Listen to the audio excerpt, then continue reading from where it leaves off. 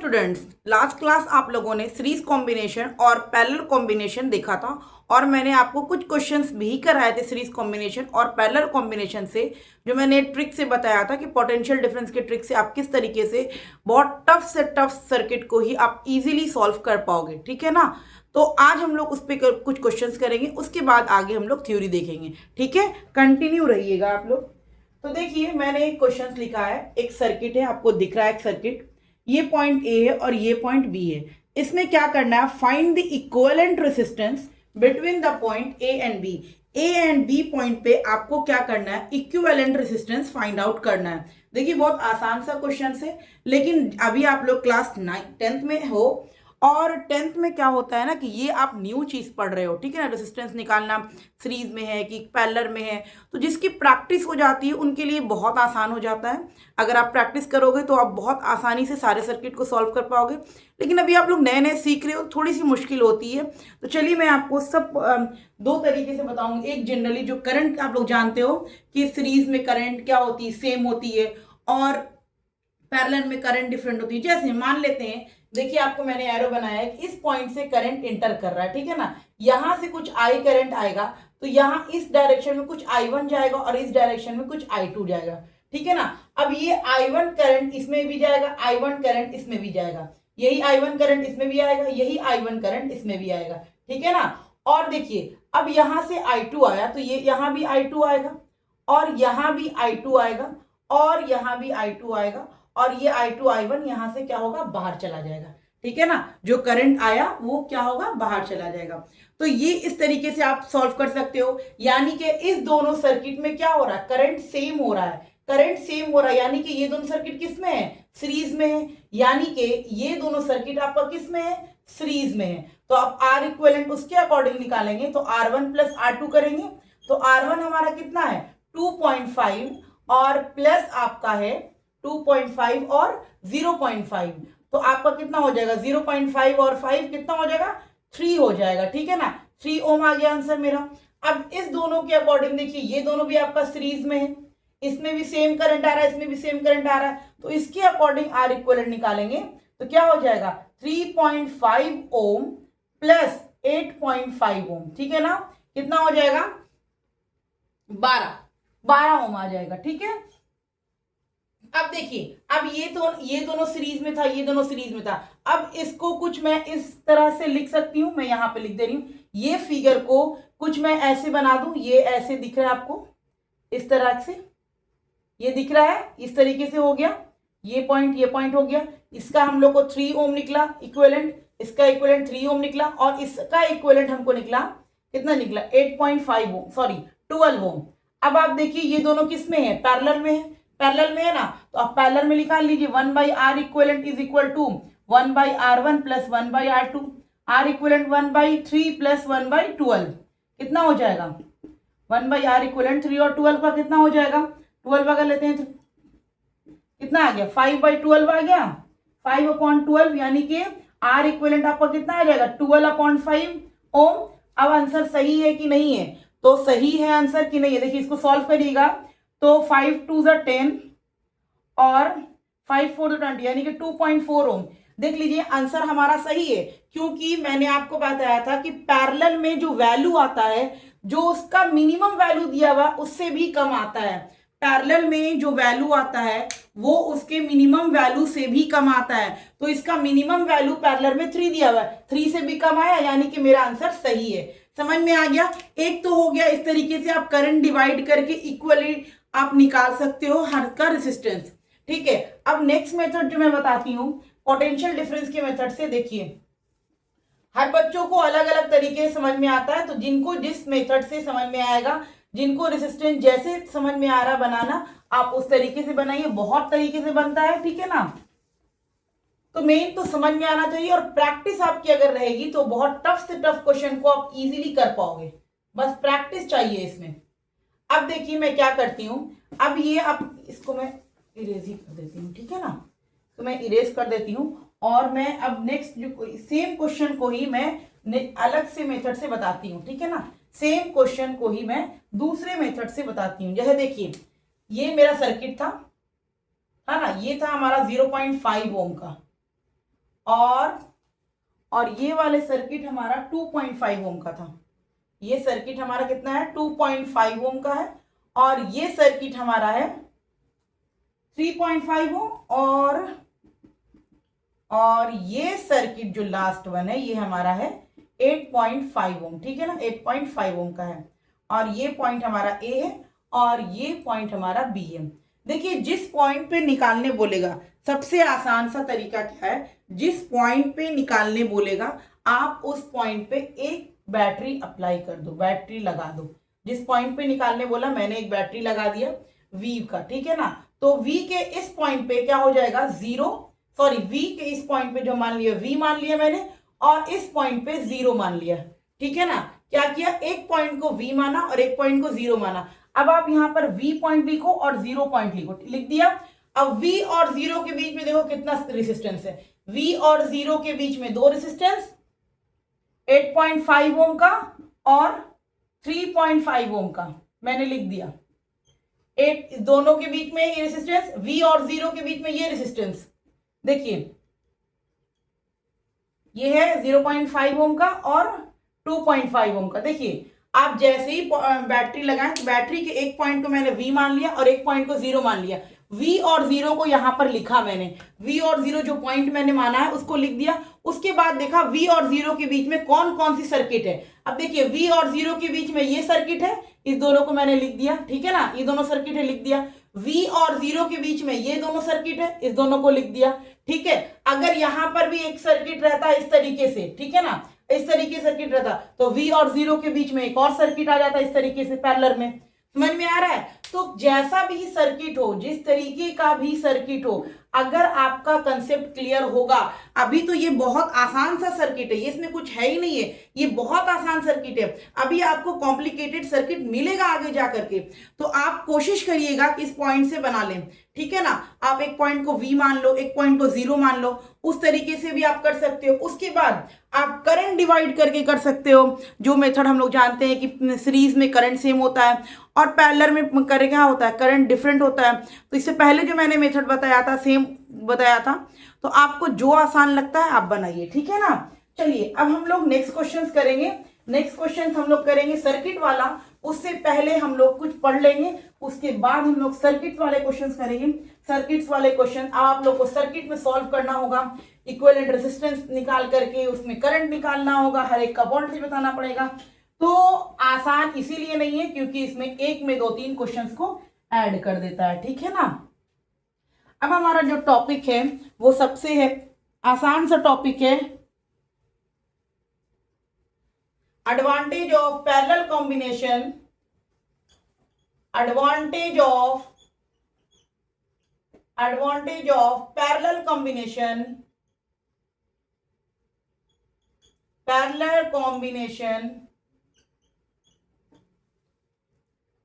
Over series combination,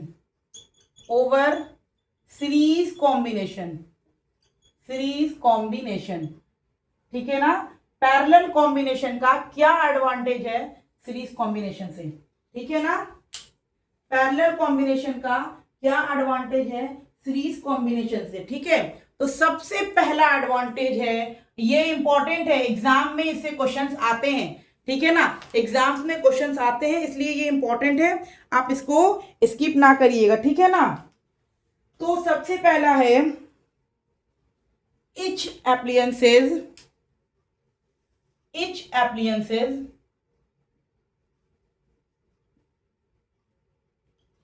get the same voltage, ठीक है ना। हम लोग क्या करते हैं अपने घरों में सीरीज कॉम्बिनेशन में नहीं लगाते हैं, पैरेलल कॉम्बिनेशन में लगाते हैं। क्यों पैरेलल कॉम्बिनेशन में लगाते हैं, क्योंकि हर अप्लायंसेस को सेम वोल्टेज मिल सके। हम लोग जानते हैं कि पैरेलल कॉम्बिनेशन में क्या होता है, वोल्टेज सेम होता है, और अगर हम सीरीज में लगाएंगे तो क्या होगा, सबका वोल्टेज डिफरेंट होगा, सब अलग अलग वोल्ट का होगा, तो उसमें क्या हो जाएगा, दिक्कत हो जा सकती है। तो each appliances get the same voltage, ठीक है ना।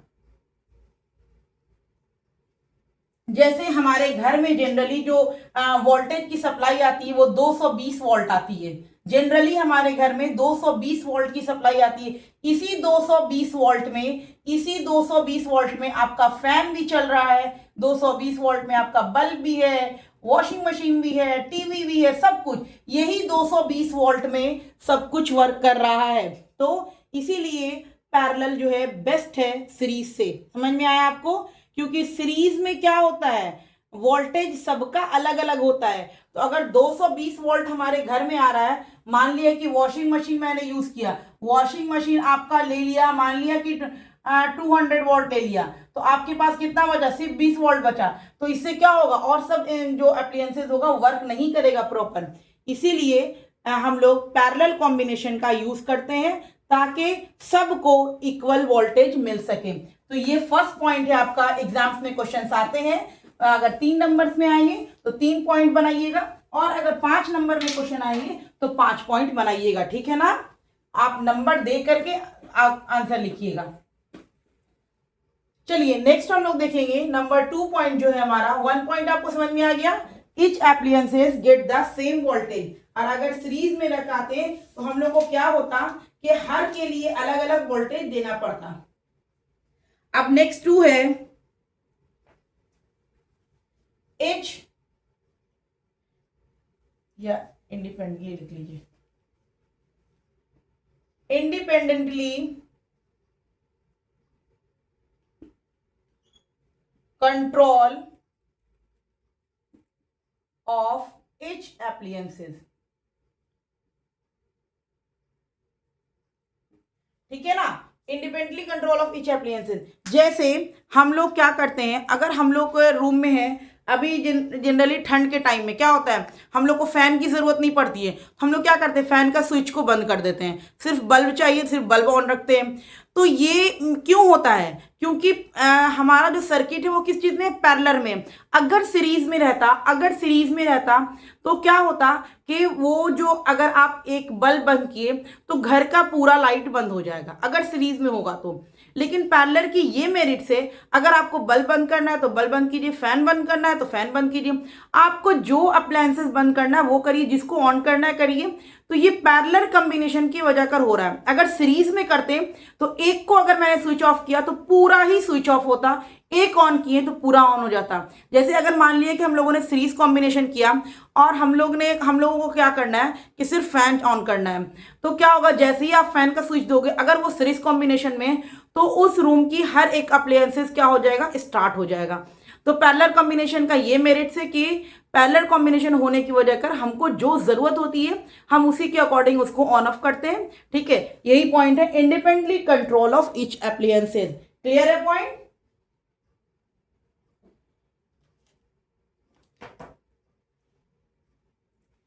अब हम लोग थर्ड पॉइंट लिखेंगे, if one appliances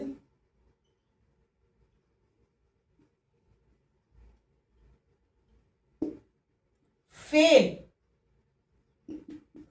other keep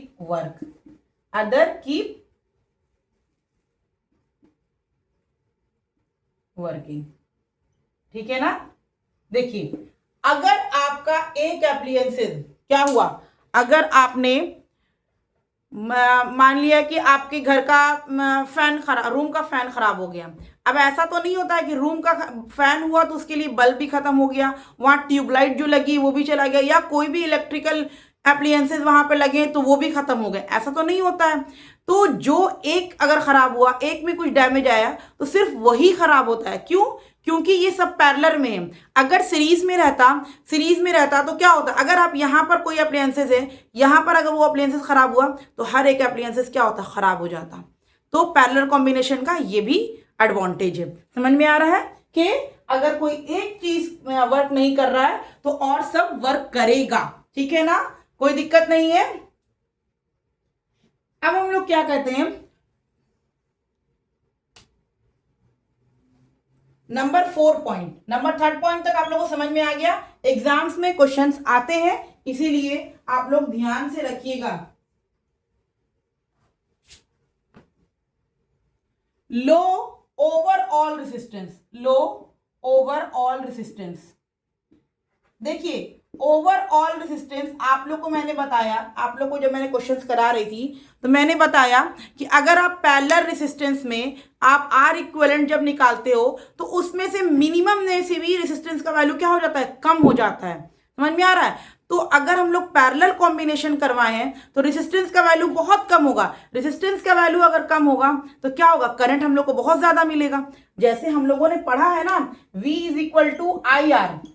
अगर रेजिस्टेंस का वैल्यू जितना कम होगा तो करंट उतना ज्यादा होगा।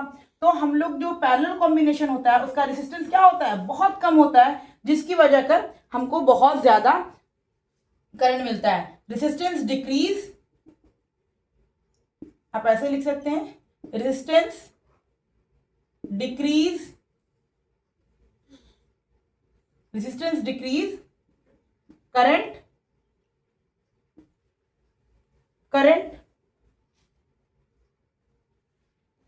distribution becomes efficient। ठीक है ना, ये पॉइंट बहुत इंपॉर्टेंट है, याद रखिएगा कि अगर रेजिस्टेंस डिक्रीज करता है तो करंट का डिस्ट्रीब्यूशन जो होता है वो बहुत ज्यादा इफिशियंट हो जाता है। ठीक है ना, तो ये हमारा हो गया 4 पॉइंट। अब हम लोग चलेंगे 5th पॉइंट। अब हम लोग चलेंगे 5th पॉइंट। ठीक है ना, अब हम लोग लिखेंगे 5th पॉइंट। एग्जाम्स में क्वेश्चंस आते हैं कि एडवांटेज ऑफ पैरेलल कॉम्बिनेशन, तो आप जरूर देखिएगा पैरेलल कॉम्बिनेशन का क्या एडवांटेज है। अगर 3 नंबर में आएगा तो 3 पॉइंट लिखिएगा, 5 नंबर में आएगा तो 5 पॉइंट लिखिएगा। उसके बाद हम लोग लिखते हैं सेफ एंड इफिशिएंट यूज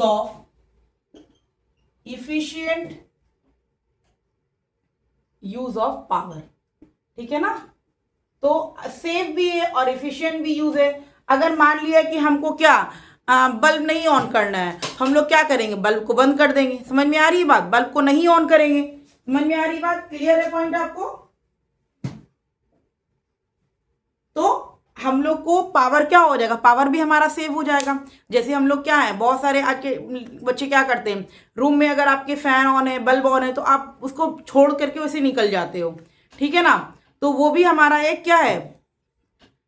तो मैं आपको ये बताना चाह रही हूँ, जैसे मैंने अभी हमको रूम से निकलना है तो मुझे इस रूम की क्या करनी है, बल्ब बंद कर देनी है, सिर्फ इस रूम की बंद करनी है। तो मैंने क्या किया, उसका स्विच ऑफ कर दिया, तो क्या हुआ, पावर हमारा सेव हुआ ना। तो ये एडवांटेज है पैरेलल कॉम्बिनेशन का। ठीक है ना, क्लियर है पॉइंट? पैरेलल कॉम्बिनेशन है, इस वजह से क्या होता है, ओवरलोड भी नहीं होगा। ओवरलोड के चांसेस बहुत कम हो जाते हैं अगर आप पैरेलल कॉम्बिनेशन कराए हैं तो। And number 6 point, suitable for domestic wiring, suitable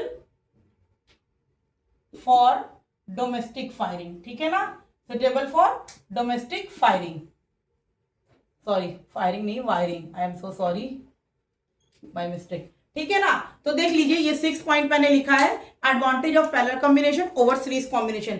अब मैंने बताया कि सीरीज कॉम्बिनेशन में हम लोग क्यों नहीं लगाते हैं, क्योंकि सीरीज कॉम्बिनेशन में क्या होता है, करंट सब में सेम होता है। अगर एक खराब होगा तो सब खराब हो जाएगा। ठीक है ना, उसके बाद सबका वोल्टेज अलग अलग होता है, सबको हमको अलग अलग वोल्टेज सप्लाई करना पड़ेगा।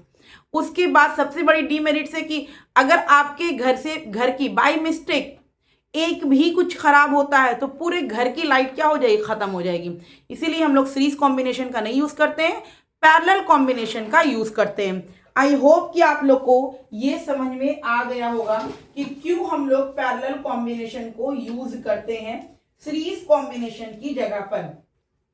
अब हम लोग एक क्वेश्चंस करेंगे। ठीक है ना, एक क्वेश्चन आपका अब आ गया सर्किट का। जैसे हम लोगों ने सर्किट डायग्राम पढ़ा था, मैंने बताया था कि उसमें रेसिस्टेंस लगा होगा, बैटरी लगी होगी, की लगा होगा। तो अब वो हम लोगों ने सर्किट डायग्राम देख लिया। अब उस सर्किट डायग्राम पे हम लोग के क्वेश्चंस आ गए। अब उसको बताती हूँ मैं किस तरीके से क्वेश्चंस आते हैं एग्जाम्स में। चलिए मैं सॉल्व करते हैं क्वेश्चंस को। ये एग्जाम्स में हम पूछ लिए जाते हैं कि advantage of parallel combination over series combination, इसलिए इसको अच्छे से याद रखिएगा। ठीक है ना, अगर किसी को दिक्कत होगी तो प्लीज आप लाइव सेशन में आकर के ज्वाइन करिएगा और हमसे आके पूछ लीजिएगा। अगर किसी को भी किसी पॉइंट में डाउट होता है तो जरूर लाइव सेशन को ज्वाइन करिएगा। ठीक है ना, चलिए एक क्वेश्चन से पहले मैं सर्किट बना दूं। एक सर्किट है आपके 4 ओम का और इसके साथ अटैच है मेरा 3 ओम की सर्किट और 6 ओम की सर्किट। ठीक है ना, ये मेरा क्या है, अटैच है इसके साथ। अब ये सर्किट के साथ एक एमीटर लगा है, पॉजिटिव निगेटिव, और ये हमारा क्या है, बैटरी है, और बस यही है हमारा बैटरी। और वोल्ट दिया हुआ है हमारा 6 वोल्ट दिया हुआ है। और क्वेश्चन हमारा पूछ रहा है what is the equivalent resistance and what is a ammeter reading. Question number A में दिया हुआ है what is equivalent resistance,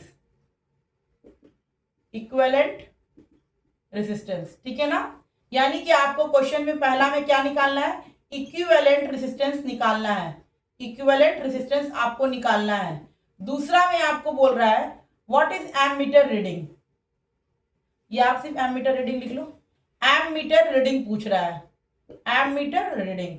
ammeter reading कहने का मतलब ये हुआ कि करंट पूछ रहा है। उसके बाद थर्ड में पूछ रहा है potential difference in all resistor, यानी कि हर रेसिस्टर का आपको क्या करना है, सी में पूछ रहा है potential difference of all resistor. ये 3 क्वेश्चन है इसमें। ठीक है ना, एक सर्किट दिया हुआ है। सबसे पहले आपको इक्विवेलेंट रेजिस्टेंस निकालने बोल रहा है ए में, तो हम लोग ए को सॉल्व करते हैं। आप देखिए यहां से आई करंट आया, करंट हमेशा पॉजिटिव से निगेटिव तरफ जाता है, ये आई करंट आया, यहां पर भी आई आया, यहां पर भी आई आया, लेकिन यहां पर जब आया तो कुछ I1 और I2 के फॉर्म में डिवाइड हो गया। मैं आपको I1 I2 इसलिए कह रही हूं क्योंकि मुझे तो नहीं मालूम है कितना करंट डिवाइड हुआ, मैं I1 I2 मान लेती हूँ कि I1 इसमें गया, I2 इसमें गया, जस्ट इमेजिन किया मैंने। ठीक है, I1 इसमें गया और I2 इसमें गया मेरा। अब देखिए करंट डिवाइड हो गया, यानी कि ये क्या है हमारा, पैरेलल में है। किसमें है, पैरेलल में है। तो उसको हम लोग क्या करेंगे, सीरीज में कर लेंगे।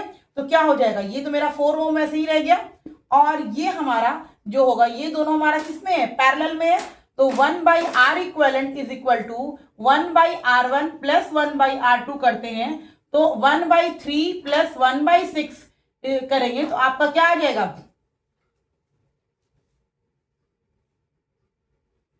आप यहां सॉल्व करोगे तो आप मान लेते हैं यहां पर 3/6 यानी कि 2 ओम आ जाएगा। आर इक्विवेलेंट आपका कितना आ गया, 2 ओम आ गया। ठीक है ना, 2 ओम आ गया। अब देखिए मेरा सही आंसर आया है क्योंकि जो इसका मिनिमम वैल्यू है उससे भी मेरा वैल्यू कम आया है। तो कितना आया यहाँ पर, ये आ गया मेरा 2 ओम। ये आ गया ना आपका इक्विवेलेंट रेजिस्टेंस। अब देखिए इक्विवेलेंट रेजिस्टेंस आपको जो दिख रहा है, अब ये दोनों किस में दिख रहा है आपको, किस चीज में दिख रहा है आपको, आपको दिख रहा है कि दोनों हमारा क्या है, सीरीज में है। अब ये दोनों किस में है, सीरीज में है। तो इसका इक्विवेलेंट आपका क्या हो जाएगा, इसका इक्विवेलेंट आपका हो जाएगा, इसका इक्विवेलेंट जो आपका होगा वो होगा 4 और 2 6 ओम, यानी कि आर इक्विवेलेंट आपका कितना आया, आर इक्विवेलेंट आपका 6 ओम आया। यानी कि फर्स्ट का आंसर हमारा हो गया, फर्स्ट कंप्लीट हो गया। आपको दिख रहा है ना, फर्स्ट कंप्लीट हो गया। अब क्वेश्चन में पूछ रहा है what is the ammeter reading. Ammeter reading आपको निकालना है, तो आप कैसे निकालोगे एमीटर रीडिंग, ठीक है, एमीटर रीडिंग आप कैसे निकालोगे, सिंपल सी बात है, हमको इस सर्किट में ये एमीटर कितना रीडिंग देगा, एमीटर कितना रीडिंग देगा, तो V इज इक्वल टू क्या होता है, B में V इज इक्वल टू मेरा क्या होता है, I इंटू R होता है। और V ये बैटरी कितना वोल्टेज दे रहा है, 6 वोल्ट दे रहा है, और एमीटर कितना रीडिंग है पता नहीं, ये निकालना है। और रेजिस्टेंस इस सर्किट में कितना है, 6 ओम है, तो 6 ओम लगाइए, तो 6/6 इज इक्वल टू I, यानी कि I जो मेरा आया वो आया 1 एम्पियर। समझ में आया, यानी कि बैटरी हम लोग को कितना वोल्ट सप्लाई कर रहा है, 6 वोल्ट सप्लाई कर रहा है, और उस सर्किट में जो रेजिस्टेंस है वो 6 ओम का है। तो एमीटर कितना करंट रीडिंग किया, 1 एम्पियर रीडिंग किया। अब आता है potential difference of all resistor, यानी कि सारे रेजिस्टर का हम लोग को पोटेंशियल डिफरेंस निकालना है। अब देखिए ये 1 एम्पियर जो करंट हुआ, ये 1 एम्पियर करंट इसके लिए भी हुआ और 1 एम्पियर करंट इसके लिए भी हुआ ना, क्योंकि दोनों सीरीज में है। इसके लिए भी 1 एम्पियर करंट, इसके लिए भी 1 एम्पियर करंट। क्लियर है पॉइंट। इस सर्किट में जाते हैं तो यहाँ पर हम लोग को क्या पता, करंट डिवाइड करना पड़ता, तो करंट तो डिवाइड करने पता नहीं कितना होगा, लेकिन इसको जब हम जोड़ दिए, मतलब कि इसका इक्विवेलेंट निकाल दिए, तो 2 ओम आया। अब ये 2 ओम में वही करंट फ्लो करेगा जो 4 ओम में फ्लो करेगा, क्योंकि ये दोनों किस में आ गया, सीरीज में आ गया। समझ में आ रही है बात? 2 ओम में वही करंट फ्लो करेगा जो 4 ओम में करेगा। क्यों? क्योंकि दोनों सीरीज में आ गया। लेकिन यहां पर जो मेन सर्किट था, जो क्वेश्चन के अकॉर्डिंग था, अभी अगर इसमें 1 एम्पेयर फ्लो करेगा तो इसमें 1 एम्पेयर नहीं करेगा, क्योंकि ये डिवाइड हो जाएगा। इसका क्या किया मैंने, इक्विवेलेंट निकाल दिया, जो इक्विवेलेंट होगा वही इस दोनों में डिवाइडेड होगा। लेकिन कितना होगा अभी नहीं बोल, आप अपने आप से नहीं बांट सकते हो 0.5 इसमें 0.5 इसमें, ऐसा आप नहीं कर सकते हो। वो भी मैं आपको निकालना सिखाऊंगी। पहले आपको मैं बता दूं कि हमारा करंट जो है, जो 4 वोल्ट के लिए आया, 4 ओम के लिए आया, वही 2 ओम के लिए भी आ गया। तो पोटेंशियल डिफरेंस अगर इसके अकॉर्डिंग निकालेंगे, 4 ओम के अकॉर्डिंग, तो V is equal to I into R होता है ना। तो V हमको निकालना है, क्वेश्चन में I दिया हुआ है 1 और R दिया हुआ है 4, तो V हमारा कितना हो जाएगा, 4 वोल्ट, यानी कि 4 ओम के लिए मेरा V कितना आया, 4 वोल्ट आया। ठीक है, अब क्या होगा, अब इसके लिए हम V निकालेंगे, 2 ओम के लिए जब हम V निकालेंगे, मैं यहां कर रही हूं, 2 ओम के लिए V is equal to I into R. V हमको निकालना है, I हमको 1 दिया हुआ और ये 2 है, तो V is equal to 2 volt, यानी कि इसके लिए कितना आया, 2 वोल्ट आया। अब मैं आपको बताऊं कि जो 2 वोल्ट इसके लिए आया, वही 2 वोल्ट तो इसके लिए भी होगा, इसके लिए भी होगा, क्योंकि पैरेलल में वोल्टेज सेम होता है, करंट बल्कि डिफरेंट होता है, I1 I2 करंट डिफरेंट होता है आपको, लेकिन वोल्टेज तो सेम होता है। तो जो इसके इक्विवेलेंट में वोल्टेज होगा वही इन दोनों में वोल्टेज होगा, यानी कि जो हमारा वोल्टेज आया 2 वोल्ट, ये 2 वोल्ट इसके लिए भी है, 2 वोल्ट इसके लिए भी है, क्योंकि इसमें वोल्टेज क्या होता है, सेम होता है। अब आपसे क्वेश्चन में पूछेगा कि बताइए कि 3 ओम में कितना करंट है और 6 ओम में कितना करंट है, तो अब आप निकाल लोगे। अगर आपको बोल रहा है कि 3 ओम में करंट बताइए, तो V is equal to I into R. V हमको दे दिया 2 वोल्ट, I इंटू आर, यानी कि 2/3 इज इक्वल टू I निकल गया, 2/3 एम्पेयर। सॉल्व कर लीजिएगा, समझ में आई बात। इसी तरीके से अगर आपको 6 ओम में करंट निकालना है, तो V is equal to I into R. तो V हमको क्वेश्चन में दिया 2, I निकालना है, और R दिया हुआ 6, यानी कि 2/6 इज इक्वल टू I 1/3। समझ में आई बात, समझ में आई बात। इस तरीके से आपसे क्वेश्चन में पूछता है। तो मैंने क्या किया, मैंने पहले इक्विवेलेंट से वोल्टेज निकाल लिया। जब मेरा 2 वोल्ट वोल्टेज आ गया तो मुझे मालूम हो गया कि इस दोनों में 2 वोल्टेज जाएगा, क्योंकि पैरेलल में क्या होता है, वोल्टेज सेम होता है। तो 2 वोल्ट इसके लिए भी, 2 वोल्ट इसके लिए भी। भैया हम लोग को वोल्टेज मालूम हो गया, रेजिस्टेंस पता है, तो दोनों का अलग अलग करंट भी तो निकल सकता है ना। तो मैंने दोनों का अलग अलग करंट भी निकाल दिया। तो इस सर्किट में इससे ज्यादा क्वेश्चंस और कुछ नहीं पूछ सकता है, यानी कि अगर आपको सर्किट दिया हुआ है तो इससे ज्यादा क्वेश्चन कहीं पर भी नहीं पूछेगा। ठीक है ना, इस तरीके से क्वेश्चन पूछेगा कि आप इक्विवेलेंट रेजिस्टेंस निकालिए, उसके बाद आपका पूछ सकता है कि करंट निकालिए, एमीटर कितनी रीडिंग दे रही है, उसको मैंने निकाल लिया। उसके बाद सबका पोटेंशियल डिफरेंस निकाल लिया। ये 6 वोल्ट जो पोटेंशियल डिफरेंस है, ये तो बैटरी दे रहा है, लेकिन इसका पोटेंशियल डिफरेंस क्या है, इसका पोटेंशियल डिफरेंस क्या है, इसका पोटेंशियल डिफरेंस क्या है, मैंने सबका फाइंड आउट कर दिया ना फाइंड आउट। आप देख लीजिए, सबका पोटेंशियल मैंने 4 ओम का पोटेंशियल डिफरेंस निकाले, फिर 2 ओम का पोटेंशियल डिफरेंस निकाले। तो 2 ओम को जो पोटेंशियल डिफरेंस निकाले, 2 ओम किसका इक्विवेलेंट है, 2 ओम इसका ना इक्विवेलेंट है, यानी कि अगर 2 वोल्ट इसका आ रहा है तो 2 वोल्ट इसका भी है, 2 वोल्ट इसका भी है। समझ में आ गया। तो अगर क्वेश्चंस में आपसे पूछेगा कि बताइए 3 ओम में कितना करंट जा रहा है, तो वोल्टेज पता हो गया, रेजिस्टेंस पता है, करंट आराम से निकाल लीजिए। इससे ज्यादा इस टॉपिक से क्वेश्चंस नहीं पूछ सकता है। इतना ही क्वेश्चन पूछेगा कि इसका करंट बताइए, तो इसका करंट बताइए, तो इक्विवेलेंट निकालिए। इस पे और क्वेश्चंस मैं कराऊंगी, बहुत इजी टू हाई लेवल आपको ले जाऊंगी, एक एक क्वेश्चन कराऊंगी। ठीक है, मिलते हैं नेक्स्ट क्लास में नेक्स्ट क्वेश्चन के साथ, नेक्स्ट टॉपिक के साथ। इसलिए रहिएगा तैयार अगले टॉपिक के लिए और क्वेश्चंस बनाते रहिएगा। अगर जितना ज्यादा क्वेश्चन बनाइएगा उतना इजी हो जाएगा आपके लिए ये चैप्टर। ओके।